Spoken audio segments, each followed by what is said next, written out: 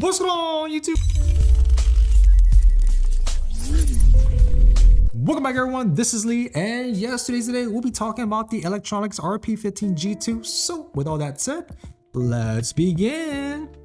So right before we get started, I just want to say that I've been on this interesting side quest that led to this video. You see, I've been looking for a semi-mobile workstation Windows PC laptop. That's a mouthful, actually, because my desktop, even though it's beefy, it's pretty good looking, but it's not necessarily portable. It's, you know, it's heavy. I can't bring that to coffee shops. So I've been on the market looking at all the laptops out there, and I had a criteria in mind, which is basically, I don't want to spend too much money. I don't want to spend too little money. I want somewhere in the middle, roughly around 1500 USD. I want this laptop to run my 3D programs, my design programs, and also my video editing programs. I do not need to post-process all of my files on the spot. I could do most of the work on the laptop and post-process on my desktop later on in the day. So I went online, I took a look at what's out there, and I came across Eluktronics RP-15 G2. Now, the first thing that captivated me about this company is there is no branding. I wanted a laptop that did not stick out like a gamer laptop. So when I saw the design of the RP-15, no one can really tell if you don't know this particular company. Speaking about not knowing this particular company, I went online and there's absolutely not much reviews about this company or the RP-15. I didn't see much, and because of this, it led me to look into their laptops a bit more. I checked out the specs. This particular laptop right here is 8-core, 64 gigs, 2 terabytes for under 1500 USD. That's insane. That's what I'm actually looking for. I don't want to break the bank because I do have my beefy desktop at home, and I also don't want to buy something that may not handle my workflow. So that is very important. So when I saw the price tag of this laptop, I was like, all right, there's no name brand. There's not much reviews about it. I do reviews. Let's do a gamble. Let's do a review on this laptop because maybe it'll help some people out there. We'll see what we find out about this particular laptop company, right? Now, first things first, I like the box layout so far. Also, it came with this right here. It's a letter to the consumer. And when I read this type of, document that came with the laptop, it just feels like there's a human element to this. This is like a small mom and pop laptop company, I guess. Now, in this video, I'm gonna do an unboxing. We'll take a look at the laptop, and also later on, we'll do a benchmark with my PC desktop and also with my Apple Mac M1 Max laptop. So with that said, let's get started. What in the world? All right, there's a box within the box. Okay. All right, there is my RP-15 G2. Look at that. Now let's take a look at the inside. That's interesting. We got the stickers on the side. So you get a Sound Blast Studio sticker, AMD sticker, also an NVIDIA sticker, and they're missing a Windows sticker here, but that's fine. You get your manual book right here. Woo! Baby! Oh, I like this. This is pretty nice. Everything looks brand new. Let me go and take this off. This is my first time seeing a wrapper over a monitor. That's pretty cool. And since we're here, let me just do a quick measurement of the weight. This laptop weighs about 2,259 grams. Now let's take a look at the ports of this laptop. As you can see on the side, you get your card reader, 2 USB 3.1 ports. Now on the back of the laptop, you get your mini display port. You also get your USB-C data transfer only. Also, you get a HDMI 2.1 port, and you get a RJ45 port for your Ethernet, and you get your power AC right there. And on the other end, you get your Kensington lock. You also get a USB 2.0 and a headphone jack and a mic jack. And on the back of the unit, you get this nice airbag of vents for airflow and cooling. Now, under the hood, on the front corner of the unit, you get the Sound Blaster Cinema speaker. Also, you get 2 slots for your memory. Mines are filled since I got the 64 gig version. Now, if you take a look, you also get 2 slots for your M.2 SSD. And as for the battery, it's a 4-cell 62 watt-hour polymer battery. And speaking about power, the power adapter is roughly 230 watts, and also it weighs about 648 grams. It's about the size of an iPhone 15 Pro, and also a thickness of 2 iPhone 15 Pro, slightly 2 of them. Now, as for the keyboard, the typing experience was pretty nice. Very tactile feeling. I will warn you that the shift key is slightly smaller than normal, so heads up. Also, when typing, you'll see a slight monitor shake, so keep that in mind. As for the backlight, it's a 1-zone backlight, so keep that in mind as well. Now with the trackpad, it's very nice. It's very responsive, very sturdy. I like the feeling of the trackpad. And on top of the keyboard, you get a switch to turn on for certain tasks like Beast mode. I got a total of over an hour using this mode during 3D rendering, unplugged. And also for office mode, you get roughly around 8 hours of pure browsing with the screen dimmed down to 60%, but if it's at 100% with YouTube, you get 2 hours.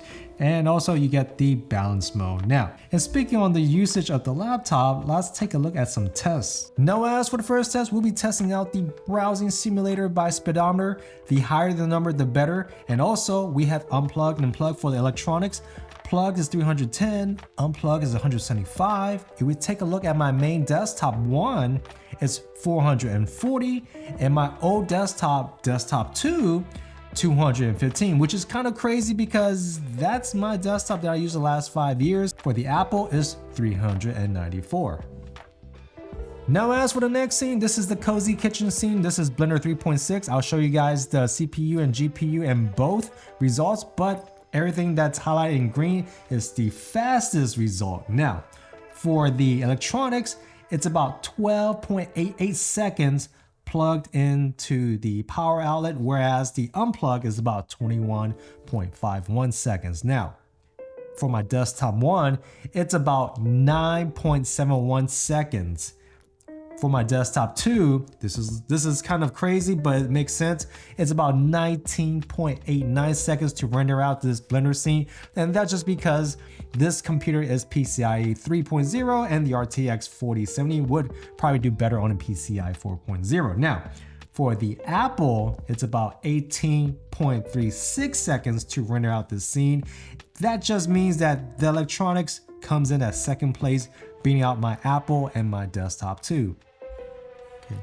Now here is the screen test. On the left is the Apple, on the right is electronics, and I'll be really quite honest, the Apple is a better screen.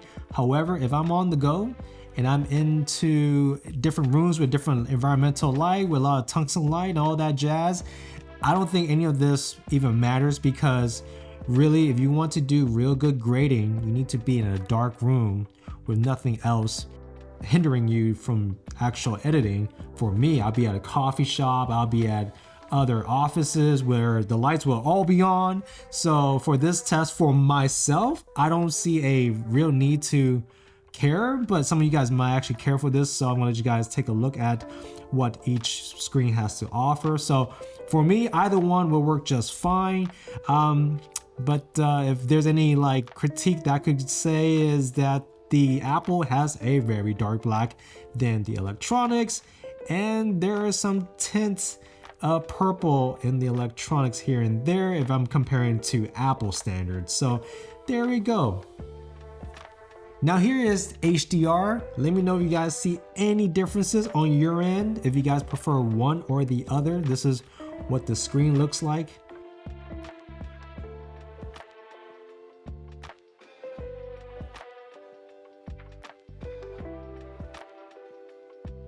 And as for the next test, we'll be looking at Cinebench 2024.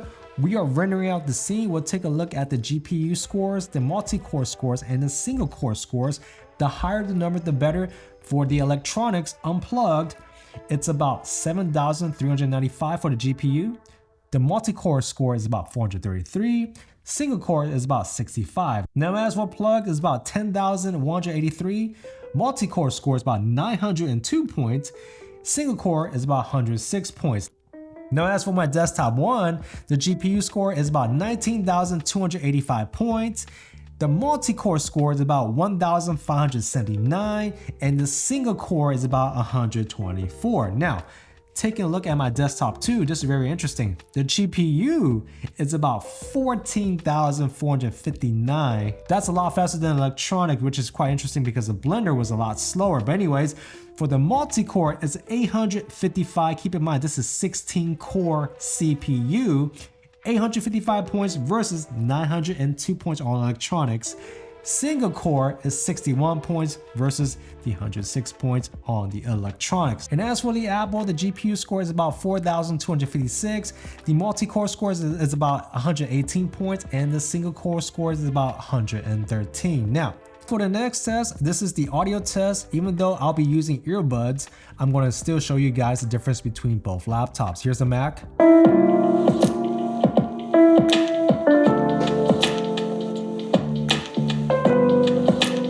Here's the Electronics.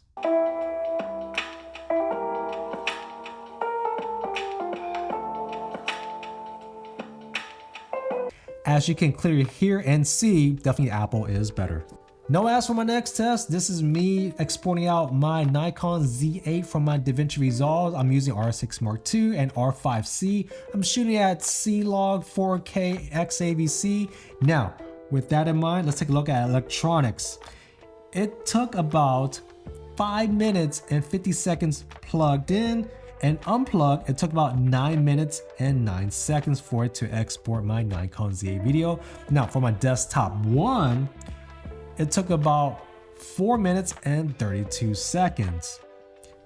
For my desktop 2, which is crazy, it took about 7 minutes and 22 seconds.